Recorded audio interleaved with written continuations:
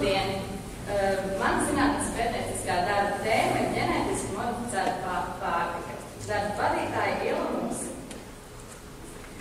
Šis ir mans prezentācijas saturs.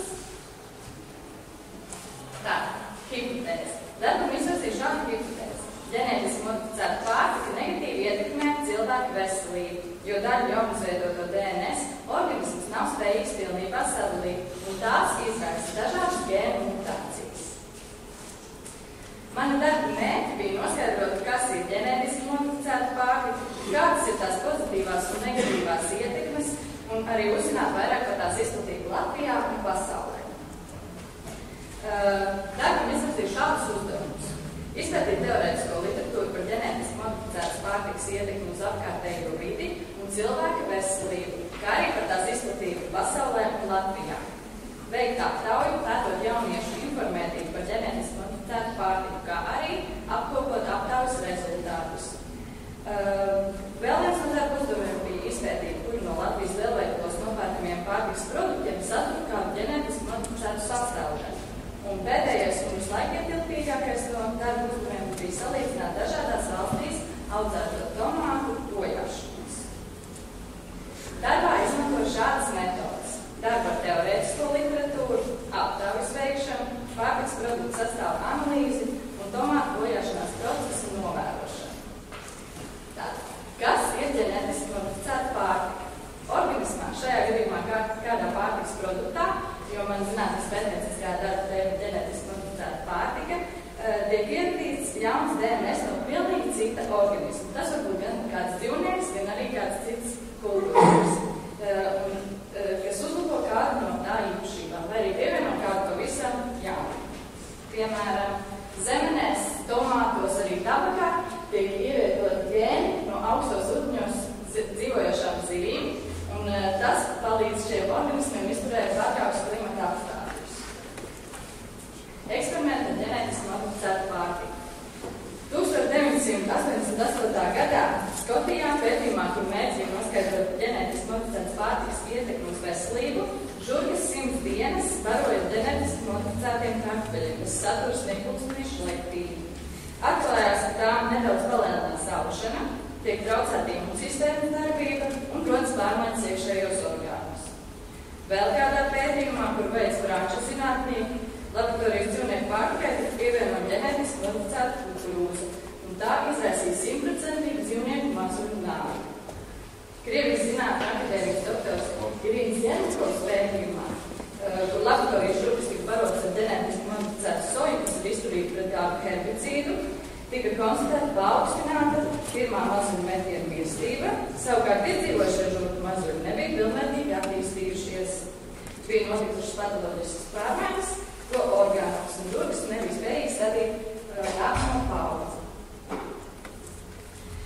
Šeit jūs varat redzēt diagrammu, kurā ir attēlots, cik ļoti pieaugusi ģenētiski modificēta kultūra audzēšana ASV laikā no 1996.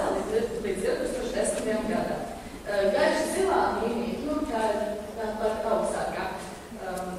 Tātad, ja 1996. gadā no visām sojas audzēšanas platībām ar herbicīdiem izturību soju audzēt tikai apmēram 8%, tad 2010. gadā bija 93% no visiem sojas audzēšanas laukiem. Un tumša zilā līnija ir pēc herbicīdiem izturīgas kokvilnas audzēšanas attēlojums. Un, ja no 1996. gadā tie bija tāds 3%, tad 2010. gadā ir sasniegšana 78%. Kas attiecas uz kukurūzu, tā ir ilgā līnija, tad 1996. gadā audzēja aptuveni tikai 3%, bet 2010. gadā jau tie bija sasnieguši 63% no kopējās kukurūzas audzēšanas platības. Tātad, manas veiktajā aptaujā es noskaidroju tādu jauniešu informētību par ģenētiski modificētu pārtiku un uz jautājumu, kā tavuprāt ģenētiski modificēta pārtika ietekmē cilvēku veselību, 80% atbildēja, ka viņuprāt šī ietekme ir negatīva. Tikai 6% uzskatīja, ka ietekme ir pozitīva. Un 10% aptaujāto domā, ka tās ietekmes pilnībā neatšķiras no citu veidu pārtikas ietekmes uz cilvēku organismu. Tātad, mani secinājumi. Ģenētiski modificēta kultūra auga ir labs risinājums attīstības valsts nodrošināšanai ar pārtiku, jo ļoti izplatīta, piemēram, problēma attīstības valstīs ir aplums, jo šeit tur dzīvošie cilvēki nespēja uzņemt visas vajadzīgās uzturvielas. Un tad šīs uzturvielas tiek pievienotas ar ģenētiskās modificēšanas metodu. Ģenētiski modificēta kultūra auga apdraud apkārtējo vidi, inficējot ar svešiem gēniem arī citus augus. Latvijas lielveikalos ir nopērkam diezgan daudz pārtikas produktu, kas satur E-vielu, tas ir E951, kuras gatavošanā izmantot ģenētiski modificētas enzīmes. Pārsvarā tie ir kvasi, kā piemēram Rīgas kvass un Senču kvass, košēmās gumijas Orbit un Slimerol, limonādes, tā ir fantastika un forši, un sīrupi, spildu sīrupi, kā arī, piemēram, dažādi enerģijas cēlumi. Šeit jūs varat redzēt dažādas bildes, kas, protams, neatbilst īsti patiesībā, bet kas tas viņi, kas mums sagaida pēc 50 gadiem. Ir tāda pārtika, kas lietot uzturā. Vienīgā bilde, kas atbilst patiesībai, ir ar žurkām, kur var redzēt izmēra atšķirību. Tāda mazākā žurka ir tāda tabīga pārvada žurka, bet ar ģenētiski modificētu pārtiku jūs redzat, kā atšķiras šo izmēru.